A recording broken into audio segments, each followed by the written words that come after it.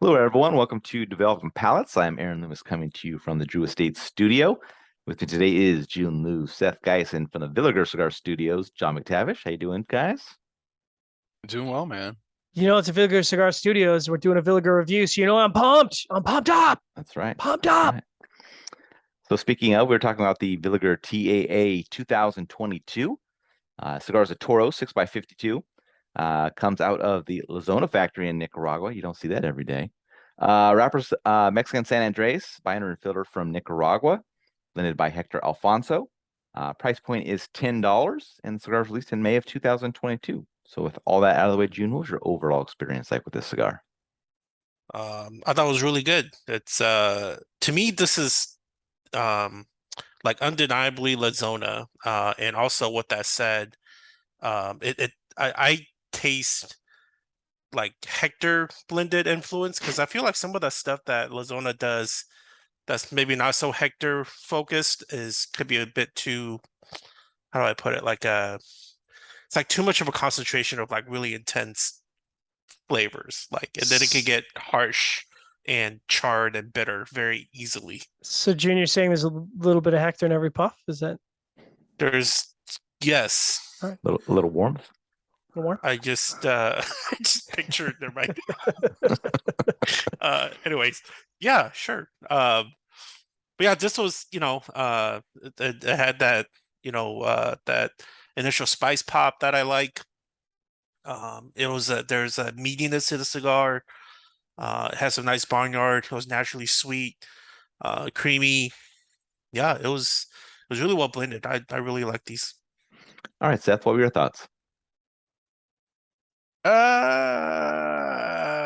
Listen, I thought it was just average. It was just mineral, earth qualities, some mocha, wood nuts, some pepper. It just medium full. I wasn't blown away by it. I just kind of thought it smoked the same way throughout. I didn't have good construct burner draw either. I smoked a crap ton of these. I kept smoking them, and then I smoked it again when I read that it was from La Zona. So I was like, I'll come back to it again, and it just didn't didn't do anything. So I know, man, I suck. I'm sorry, guys. All right, John, tell us about your experience. Well, I mean, now that I know it's from La Zona, so that's kind of hilarious. It totally all the things that I wrote down make sense because we're kind of talking in the green room. I was like, boy, this smoked really differently from most of the Villikers I smoked. Not like in a bad way. It's just the profile was radically different. And I was like, why is that? And now because it's Espinosa, it's like, that makes total sense. Right off the hopper, I got smoky earth and tobacco, lingering earth, but not like that loamy, dirty earth that we sometimes talk about. It's like that sweet earth, wood, baking spices, sweet raisin note to sort of anchor everything together, some creaminess, just a really balanced, complex first third. And I was like, yeah, man, I'm digging this. I always hold my breath going to the second third because I was like, oh man, please don't make this a 2 hour cigar where it sucks. Second third just stepped up a notches. Baking spices, wood, creaminess, creamy wood combination of the post draw, so it wasn't like palate fatiguing. Mild leather and earth, which was nice. So like you got the leather and earth, but not like that tongue coating leather and earth. Just really balanced, nuanced. Nothing sort of stood out and jammed up my palate through the second third. So I was like, man, this is nice. Last third, kind of a cinnamon forward baking spice and earth. Dry wood, a little bit of chocolate, but not as like still very pleasant, but not quite as nuanced and complex as the first two thirds. Burned well, had to do a single touch up. Draw was actually kind of resistant. So about 3 notches into the resistant spectrum. I probably should have. Oh, I did smoke too. Well, that makes sense. um, yeah. So I was just reading my notes. Both of them are resistant, apparently. At any rate, I was like going into this, I was like, oh man, it's Villiger. I got to give him the love because I'm contractually obligated. No, I'm not. But I saw that it was TAA, and I'm like, oh man, are we really doing this TAA again? But man, like this is exactly what a TAA cigar should be. 2 hours and 25 minutes of smoking goodness. Aaron, what about you? Yeah, for me, the cigar started with lightly toasted oak and a potent, creamy black pepper. Some cinnamon joined for a bit and then went away. And then the second third saw light meatiness join for a little bit. And then the oak became a bit dry and gained some light wood bitterness. Final third saw a vegetal note join in. I thought the cigar started well. But once that meatiness kind of departed, the profile became a little bit dry. The profile dropped down a level and kind of maintained that the rest of the way. I was super excited just to see a new cigar coming out of Lazona. I mean, it's been so long. Espinosa's been out of AJ, San Latano, and it's just like I want that back to that Lazona profile. And this was kind of got me a little excited about that. First third kind of showed, what that was like, but it just didn't maintain it after that. So it's probably not something I'd come back to. I mean, the cigar's, fairly cheap for what's mostly on the market right now. What's the price? $10 It's even. cheap. Oh, It's cheap. Yeah. It's cheap. So dude, get a Yeah. bundle. Don't even put it on discount. Just buy it. Buy boxes, Yeah. guys. Yeah. So yeah, I might come back to it every once in a while, but I'm not gonna chain smoke these or anything like that. So Send I 'em know over John and Jiunn here. will do Send 'em smoke over all of them. So here. yeah. I'll send them up to you, John. Yeah. I'll send them to Aaron, and Aaron can send I want them them to you. all. Send them all to California. I don't, Hell have, yeah. I don't have any left, man. I spent a bunch of them over this damn review. All right. So getting to the scores, we're gonna start out top with Jiunn at 6.57. John gave it a 6.42. I gave it a 6 even, and Seth gave it a 5.15. So Jiunn had that 6.57 matchup for you.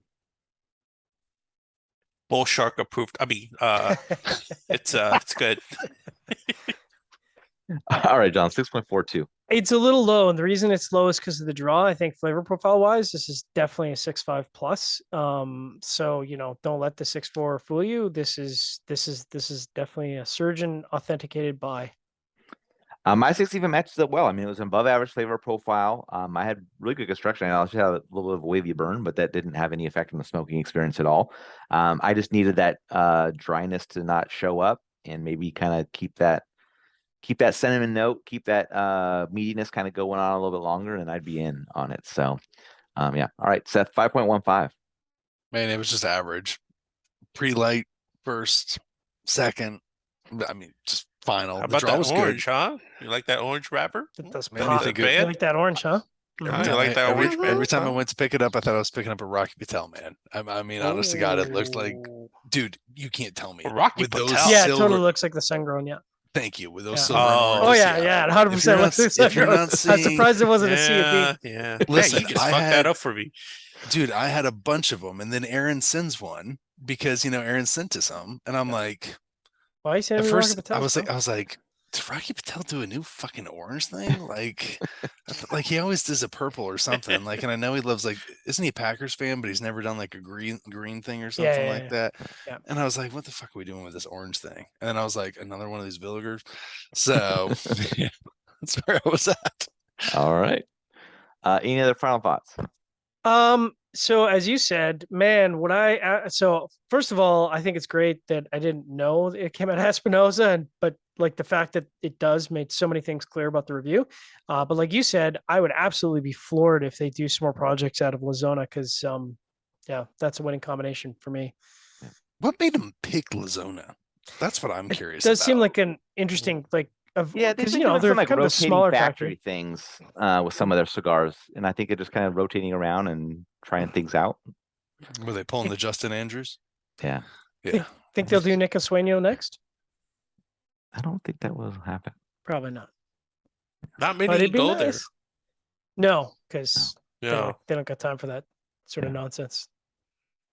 No, Villiger doesn't. God, No, they don't have the that's right. patience. You're for- fresh they off don't of have- they don't you're have the fresh off patience of for family. Skip. You know what? Maybe they got that European patience to work with Nico Sueño. You don't know. It's possible, I mean, listen, Yeah. the Germans. If the Germans can do it, the Swiss can do it. right? Yeah. All right, wherever you're catching this video, be sure to like and subscribe. You can read the full written review on the website, developmentpalates.com. Follow us on social media channels, and you can catch all of our review recaps on podcasts, iTunes, Google Play, and Podbean. Thank you for tuning in. We will catch you on the next one. Got to buy the Villiger TAA.